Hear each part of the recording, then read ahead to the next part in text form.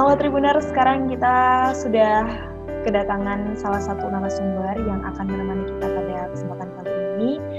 Kita sudah kedatangan Mas Natsir Gibson ya, benar ya. Mas? Ya. Dan pada kesempatan kali ini kita mau ngobrolin tentang karya-karya dari Didi Kempot yang mana kita semua lagi berduka ya, mengingat bahwa sang maestro telah berpulang ke rumah Yang Maha Kuasa pada hari Selasa kemarin, pada hari Selasa tanggal 5 Mei 2020. Dan di sini kita sudah menghadirkan Mas Natsir yang mana pernah berkolaborasi dengan Bapak Didi Kempot ya, Mas ya? Iya, Mbak. Oh, monggo. Silakan bisa diperkenalkan dulu dirinya. Nama saya Natsir Gibson, season di player dan musik di gitar.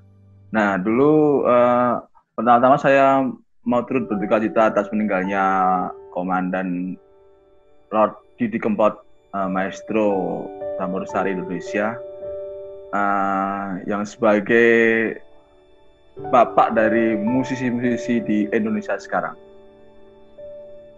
Nah, di situ pengalaman saya dengan Mas Didi Kempot. Dulu ada studio musik di Band Kamu Studio di Baki. Nah, itu studio yang sering buat rekaman di Kempot. Nah, di situ saya di situ Mbak di Band Kamu ikut manajemen Band Kamu dan membuat sebuah band indie yang namanya Star Five. Nah, seiring waktu Mas Didi sering rekaman di situ, musiknya masih tik-tik, sering sebelum ngobam itu malahan, sebelum viral kayak gini di studio band kamu, kita sering bercengkrama Mbak, bercengkrama dengan Mas Didi, dengan kehambelannya Mas Didi. Kita sebagai junior juga sering dikasih wejangan yang baik-baik yang Mas Didi. Nah, saat itu ada take Kangen Nikeri, lagu Kangen Nikeri, kalau pemirsa tahu Kangen Nikeri di situ juga. Waktu itu aku juga pas masa-masa di situ, dengan adanya Mas Dori sebagai pengendang, diorbitkan Pak Didi Kempot mungkin sebagai penggantinya kelak lagu Kangen Nikeri. Nah, lagu itu mau dipromoin di Suriname. Waktu itu di Suriname, mau ke Suriname itu udah jadi lagunya. Ada acara itu, Gofar acara di Gulo Klopo namanya kalau di Kartosuro. Nah, itu ada acara kayak ngobam buat YouTube-nya Gofar sendiri. Nah, di Solo itu di Solo itu ada musisi siapa yang berkompeten dalam mengisi acara di ngobam itu. Nah, Gofar tanpa pikir panjang milih Didi Kempot karena dia maestro di Indonesia maupun di Solo. Akhirnya masyarakat di Solo kan, masyarakat followernya ngobam Gofar itu anak muda semua langsung ke Gulo Klopo semua. Pecahnya itu Pak Didi Kempot nyanyi itu. Pecahnya di situ, akhirnya naik semua. Habis itu panggilan off air, hampir setiap hari manggung Pak Didi Kempot. Nah, setelah itu aku nyari Pak Didi Kempot, maksudnya dulu sering ketemu, jadi susah karena dia waktunya untuk istirahat aja kurang. Nah, pernah juga Mbak, aku dan nama bandnya Star Five di band kamu itu masih sebelum ngobam itu di Tepak Central Park, kita bawain dua lagunya Sukuteki sama Lungo Esok, pergi pagi pulang pagi itu lah. Itu yang ngiringi saya sama grup band Star Five itu. Nah, di situ Pak Didi sebenarnya itu yang nyuruh ngiringi itu, bukan kita pengen ngiringi Pak Didi, enggak. Pak Didi Kempot aja yang pengen mbok nyoba anak-anak muda band kamu iki wae sing ngiringi 2 lagu tok weh, gitu. Sangat humble-nya. Jadi semua itu diajak naik bersama, diajak ngasain pengalaman. Emang sangat baik banget maestro. Kalau pengalaman yang benar-benar personal banget nih Mas, kayak misalnya mungkin ada di satu masa di mana Mas Natsir cuman berdua aja sama Pak Didi atau yang lainnya gitu, kira-kira ada nggak Mas? Kalau Pak Didi itu tergolong orang yang kalau saya tahu itu kalau di studio itu apa sih penting wae, penting apa jadi nggak rekaman take ya wis balik nek wis ana kepentingan gitu. Jarang-jarang nongkrong itu ya. Ya kesannya kalau pribadi sih pernah diwejangi nek tahu kalau aku sebagai main musik ojo lali gawe karya le ngono. Gitu sampai sekarang. Ya akhirnya sampai sekarang terngiang-ngiang terus.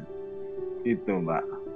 Jadi pesan yang paling teringat tuh adalah diminta untuk membuat karya ya.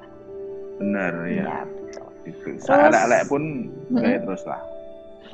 Saelek-elek pun karya tetap ojo lali gawe. Dan Didi Kempot itu gini, Mbak. Didi Kempot itu musisi yang bukan kayak mukanya Rizky Febian ya, Rizky Febian kayak Armada. Itu mungkin bikin lagu pokoknya iki lagu iki genah kudu booming iki, genah kudu meledak iki. Carane piye genah kudu meledak. Kalau Didi Kempot itu enggak. Pokoknya gawe karya terus enggak pernah mikir lagunya itu bakalan meledak atau enggak, itu enggak gagas dia. Yang penting ya itu naluri seniman banget ya gitu, Pak.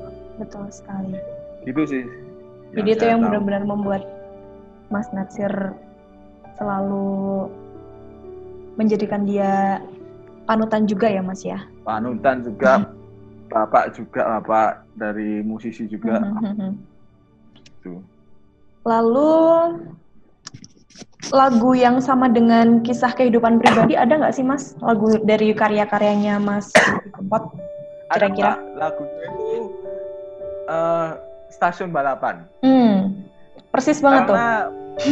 Iya, persis enggak, karena dulu pernah nganterin mantan, Mbak, di stasiun balapan.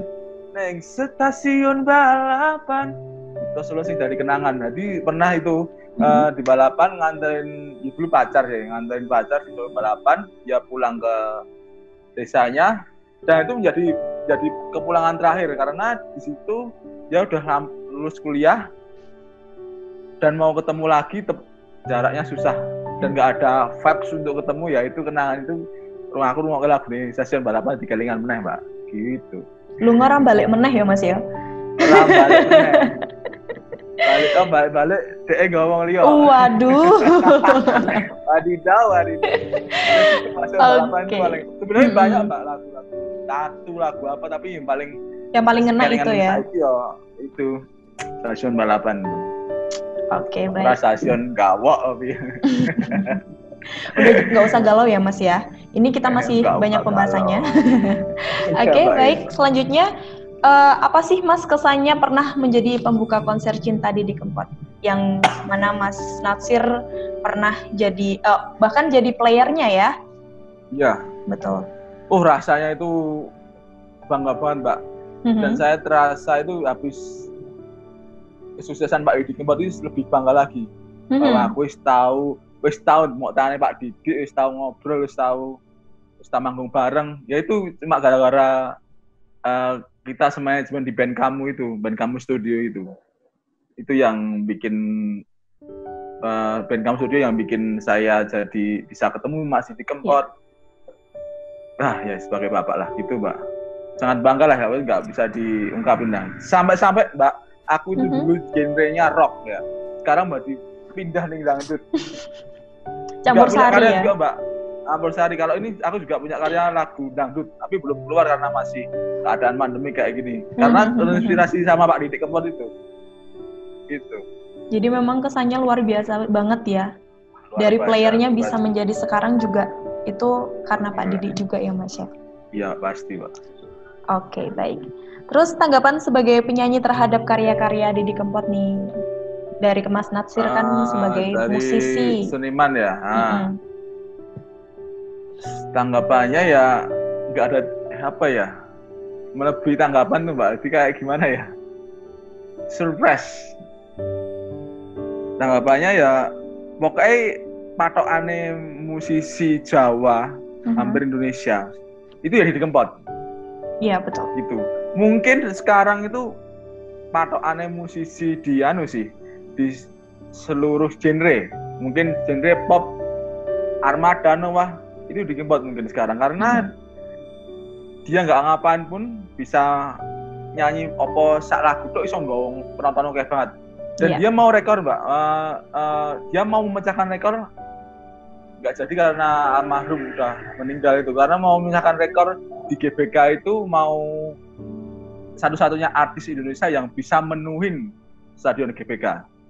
Itu mau kayaknya September atau November, tapi nggak jadi ya karena beliau udah tidak ada. Ya. Hampir mau mecahin rekor itu. Kalau Mas Natsir sendiri nih, kan juga sebagai musisi ya. Kalau misalnya lagi manggung keluar, itu sering juga sih nggak sih untuk bawain lagu-lagunya Mas Didi Kempot?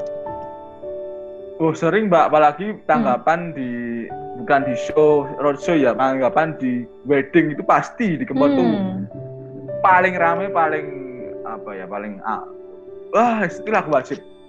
Dan sampai-sampai aku bikin YouTube channel itu, aku ngover di Kempot tuh yang paling viewernya paling tinggi itu di Kempot, Mbak.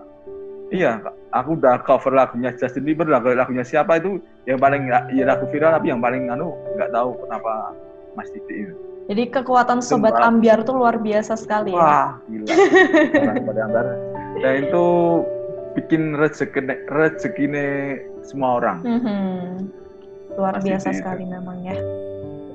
Kira-kira yang paling Mas Natsir suka ini, atau mungkin yang dampaknya viewersnya paling besar di YouTube ketika Mas Natsir nyanyiin lagu apa tuh? Yang paling itu lagu di tepi Cidro, Mbak. Sama saya ngevlog sama di Kempot. Itu paling banyak. Iya, ngevlog sama di Kempot paling banyak. Jadi sampai sekarang tuh naik terus vlognya itu, sampai lagunya itu naik terus viewernya, karena yang suka di Kempot banyak. Dan satu lagi, Mbak, musisi itu bisa emang benar legend kalau dia udah kasarannya udah donasi, udah mendonasikan. Musisi itu ibaratnya donasi ini paling oke, Mbak. Ini belum kayak donasinya di Kempot kemarin untuk corona itu hampir 6M kan. Itu belum tentu musisi lain belum tentu bisa kayak gitu. Itu benar-benar legend banget itu. Pembahasannya gimana ya, nggak bisa itulah. Pokoknya kayak gitu. Tapi belum tentu musisi kayak Noah bisa buka donasi kayak gitu, belum tentu sampai kayak gitu. Betul. Itu hebatnya di Kempot. Berkarya dengan hati. Betul sekali. Terus kalau untuk Mas Natsir menyampaikan atau mengcover lagu-lagunya Mas Didi Kempot di YouTube, apakah juga mengikuti gaya-gaya dari Didi Kempot kah? Atau dengan gaya Anda sendiri atau gimana? Kalau gaya itu gaya sendiri, Mbak, tapi cuma Didi Kempot ini sebagai inspirasi aja, Mbak. Inspirasi berkarya, semangat berkarya. Kalau gaya dalam panggung itu bergaya sendiri. Kalau kita ikut gaya di Kempot tetap nggak bisa kayak beliau, malah dikira plagiat nanti. Gitu. Caranya caranya Pak Didi juga dadi wong kowe dhewe. Gitu.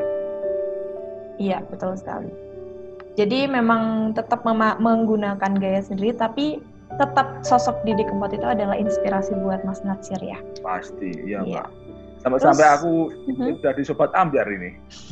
Ikut kemana-mana di Sobat Ambyar, saking sulitnya ketemu Mas Didi Kempot. Manggung kemana-mana pasti harus ada ya, istilahnya kayak gitu. Harus ada. Benar. Terus kan kita udah emang lagi diselimuti rasa duka yang mendalam banget ya Mas ya, dengan kepergian Mas Didi Kempot, yang mana juga beliau memang harus tiada, tapi karya-karyanya juga akan tetap abadi selamanya.